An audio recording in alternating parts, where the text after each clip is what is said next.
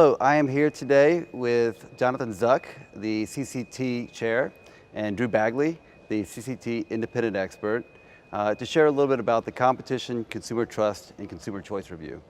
Jonathan, I'll start off with you. Can you share a little bit about the purpose of the CCT review? Sure, thanks a lot for asking.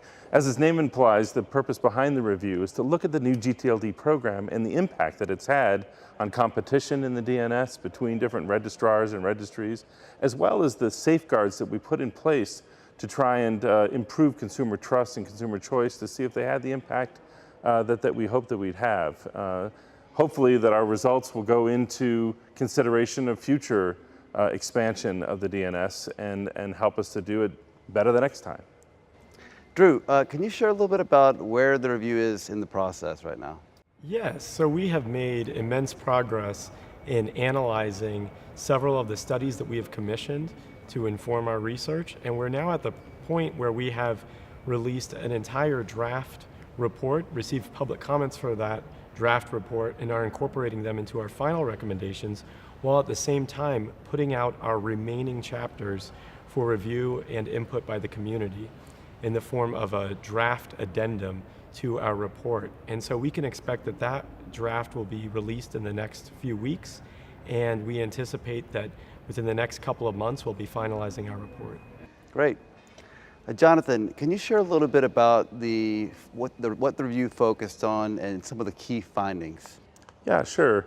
I mean, there's been a lot of controversy around the expansion of the DNS. It took a long time for this new round of TLDs to come into place because there's a lot of people that were really concerned that there would be downside consequences to expanding the route as much as they did, and a lot of people that really were hopeful about the impact that it would have on competition and consumer choice. So at a very fundamental level, we were kind of asked to do a kind of cost-benefit analysis, if you will, of the new GTLD program to see kind of was it worth it.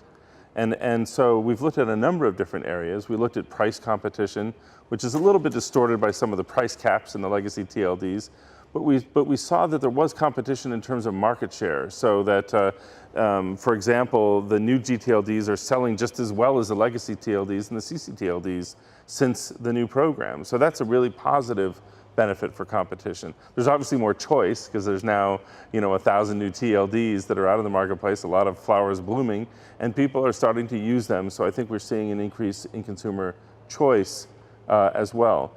But one of the things that we saw overall in our review was the unavailability of data, or the high cost of data, or the complexity of getting data, or the resistance to sharing data, et cetera.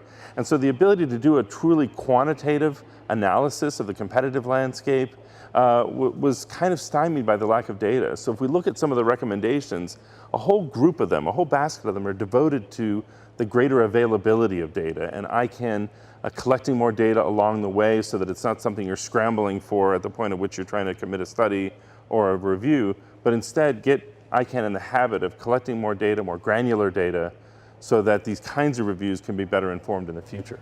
Fantastic, thank you. Drew, can you share a little bit about some of the key recommendations that have come out of this review? Sure. Thus far, our key recommendations seem to fit into three broad categories. The first of which is one that Jonathan alluded to a moment ago, dealing with a data-driven approach to policymaking within ICANN. And so many of our recommendations are targeted at specific types of data that should be collected continuously instead of only when a review occurs, such as data related to competition, as well as data that is related to consumer safeguards and even DNS abuse. Second, we also have many recommendations that are seeking to address what we perceive as the monoculture of the business models related to domain name registries, so that we can see more innovation in the ways in which TLDs exist in terms of the types of offerings that are available to consumers with regard to names, registration restrictions, and whatnot, but also further outreach into the global south to get those communities engaged more. And lastly, many of our recommendations are addressing what we perceive as policy gaps in consumer safeguards that really tie hand in hand with consumer trust. So for example, we are calling for a carrot and stick approach to DNS abuse so that we seek to provide more financial incentives for proactive anti-abuse measures, but also seek to empower ICANN compliance to be able to address systemic unabated abuse in the DNS. Fantastic, thank you. Jonathan, can you leave us off with a little bit of information about next steps and perhaps how people can follow the progress of this review?